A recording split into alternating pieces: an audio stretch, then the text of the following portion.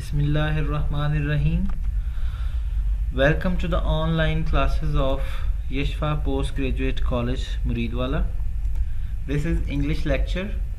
Lecture 1, Class BS English, 5th semester. Subject is Pakistani Literature in English Translation.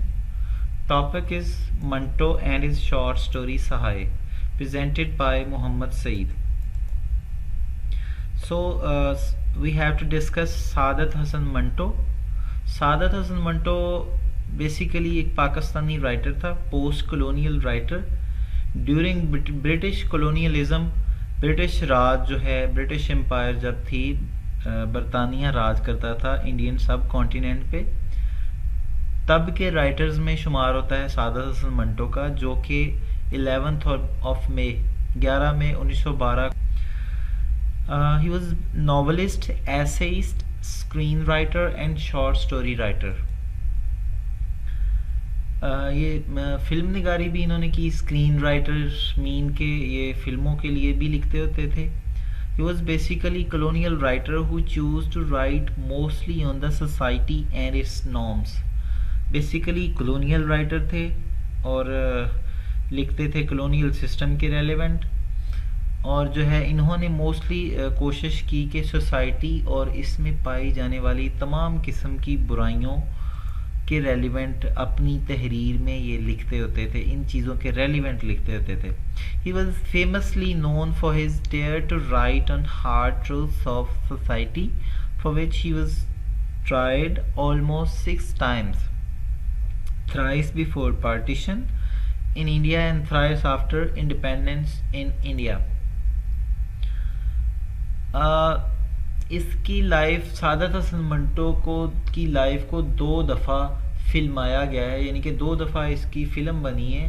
یہ پاکستانی ایک director ہے، اس نے سرمد کھوسٹ، اس نے اس پہ فلم بنائی ہے منٹو کے نام سے، اور ایک نندتا داس انڈین ڈائریکٹر ہے، اس نے اس پہ فلم بنائی ہے سعادت حسن منٹو کی لائف پہ. تو سعادت حسن منٹو کے جو والد تھے وہ ایک لوکل کورٹ میں انڈیا میں ایک جج ہوا کرتے تھے. تو اتنی کے لیے یہ بیسیکلی ایک کشمیری تھے. تو منٹو جو ہے وہ موسٹلی اپنے کشمیری ہونے پہ بڑا فخر کرتا تھا. اپنے دوستوں کو اکثر کہتا ہوتا تھا کہ بھائی یا خوبصورت کہہ دو یا کشمیری کہہ دو، تو بات ایک ہی ہے. اگر کشمیری ہے وہ خوبصورتی سے کہیں بڑھ کے ہے. تو 1934 میں منٹو جو ہے وہ بامبے آ گیا، اور وہاں پہ اس نے ہندی فلم انڈسٹری کے لیے جو ہے وہ سٹوریز لکھنا، سکرپٹس لکھنا سٹارٹ کیا.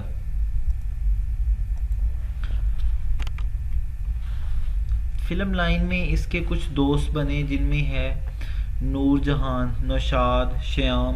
یہ ایسے کچھ اس کے دوست تھے جو آفٹر پارٹیشن، آزادی کے بعد بھی، جب انڈو پاک الگ الگ ہو گئے، تو اس کے بعد بھی یہ ان دوستوں سے اس کی کافی ساری جو ہے وہ دعا سلام رہی ہے. During this time he lived in the area of prostitutes in red light area, Kamathipura. India میں یہ جو ایریا ہے کماتی پورہ، یہ بیسیکلی جہاں پہ یہ پروسٹیٹیوٹس رہتی ہیں، وہاں پہ اس نے جا کے رہائش رکھی اپنی.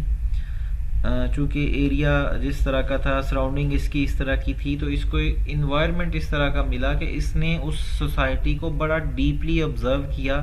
اور جو پروسٹیٹیوٹس تھیں، ان کے جو پمپس تھے، جو ان کے یہ جو بھڑوے وغیرہ جن کو بولتے ہیں، جو وہ تھے، ان کو اس نے بڑا کلوزلی آبزرو کیا کہ وہ کس طرح رہتے ہیں، ان کی مجبوریاں کیا ہیں، وہ کیوں کرتے ہیں یہ سارا کچھ.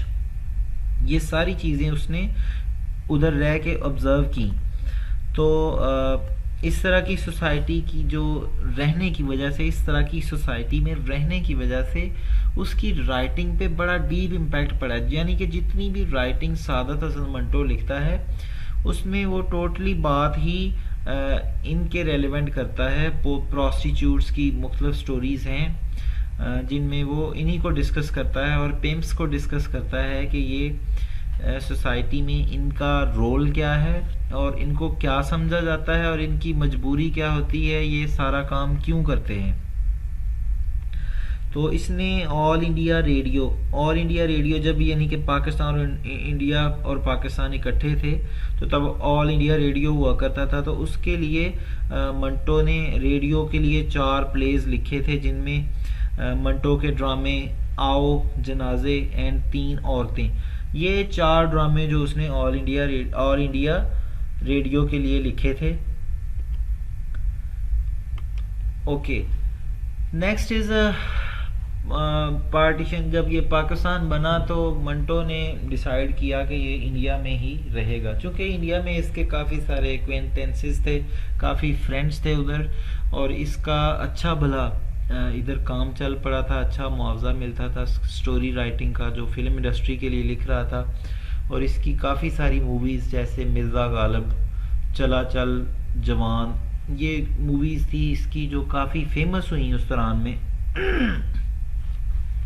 تو اس کو کافی ادھر اچھا سارا پروٹوکول بھی مل رہا تھا، پیسہ بھی تھا، اچھی لائف گزارا تھا. اس نے سوچا کہ میں پاکستان نہیں جاؤں گا.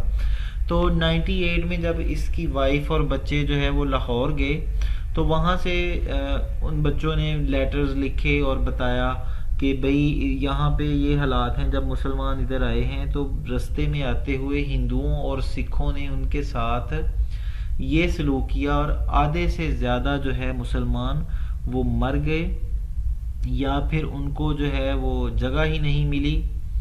اس طرح جو ہے مسلمانوں کے ساتھ سلوک ہوا جو رائٹس ہوئے پارٹیشن کے بعد.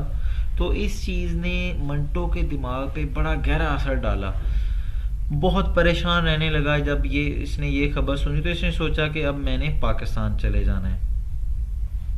تو جو پہلی سٹوری اس نے لکھی، یہ چونکہ سوسائٹی کو آبزرو کر کے اس پہ جتنے بھی میجر ایونٹس ہوتے تھے منٹو کے دماغ پہ بہت گہرا اثر ڈالتے تھے.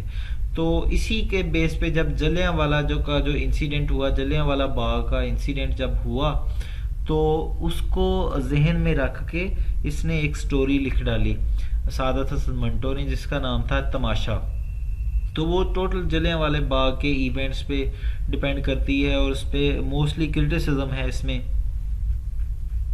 تو اپنی تحریر میں obscenity، فحاشی یوز کرنے کی وجہ سے کورٹ میں 3 بار، یعنی کہ 3 بار پری پارٹیشن سے پہلے، اور 3 بار پوسٹ پارٹیشن کے بعد اور پارٹیشن سے پہلے، 3 بار اس میں مقدمہ جو ہے وہ کورٹ میں چلایا گیا.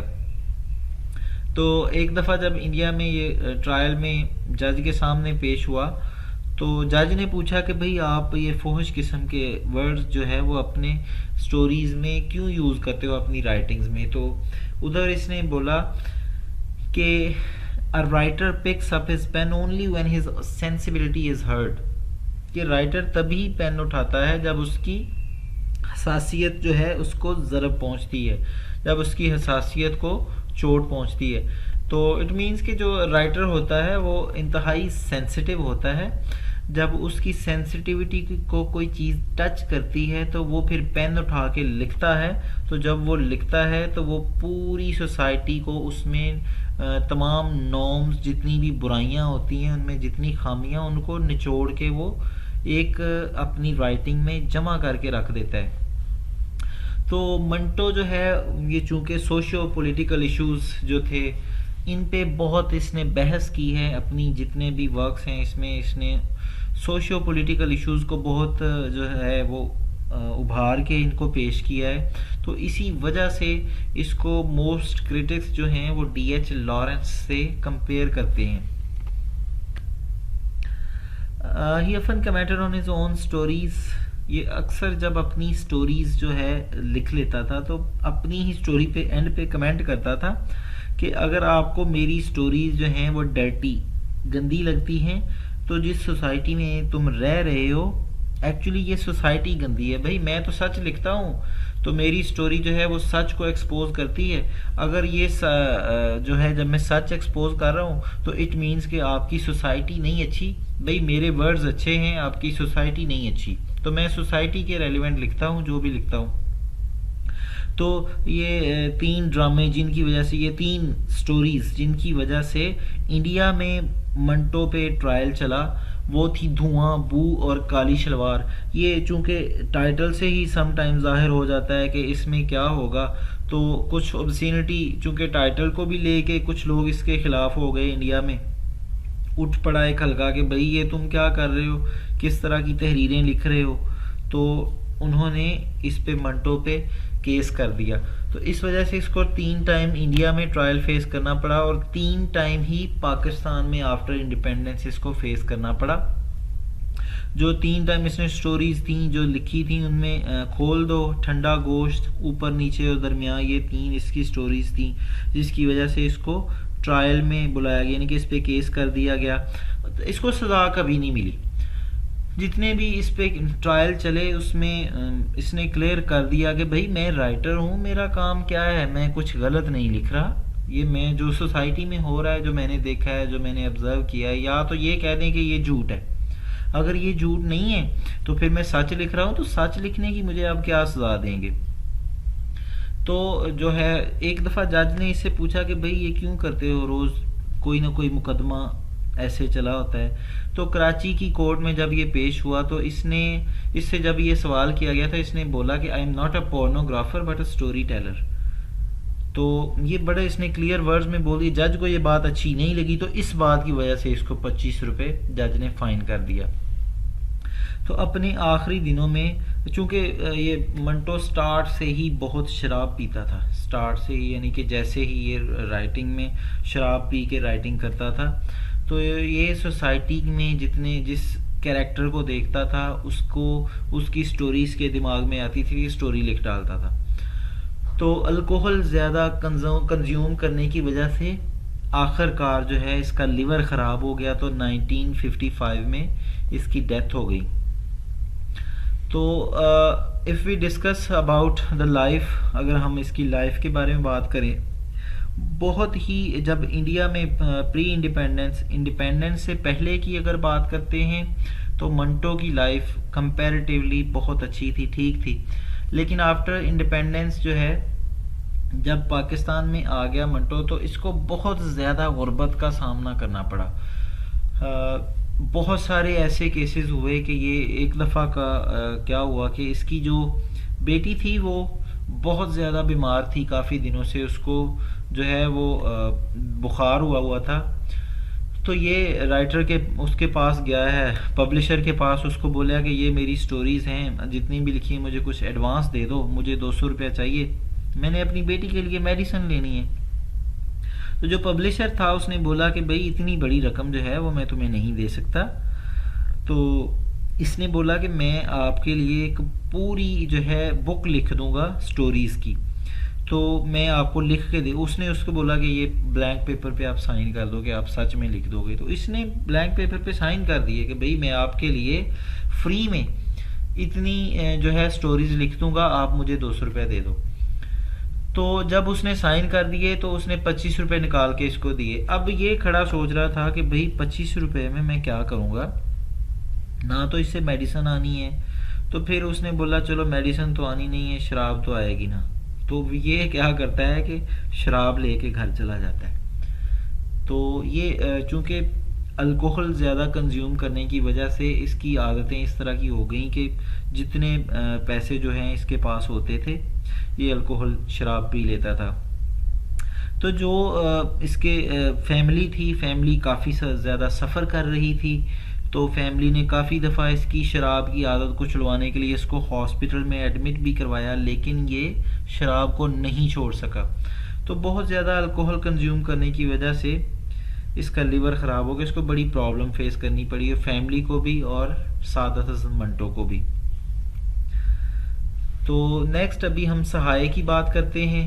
تو Sahay basically it is written on the aftermath of partition کے جو بعد میں آنے والے جو تھے حالات، اس کے اوپر پارٹیشن کے بعد کیا ہوا اس کے بیسک حالات کو اس نے ڈسکس کیا ہے سہائے میں۔ تو it is written on a disastrous condition of victims of all religions۔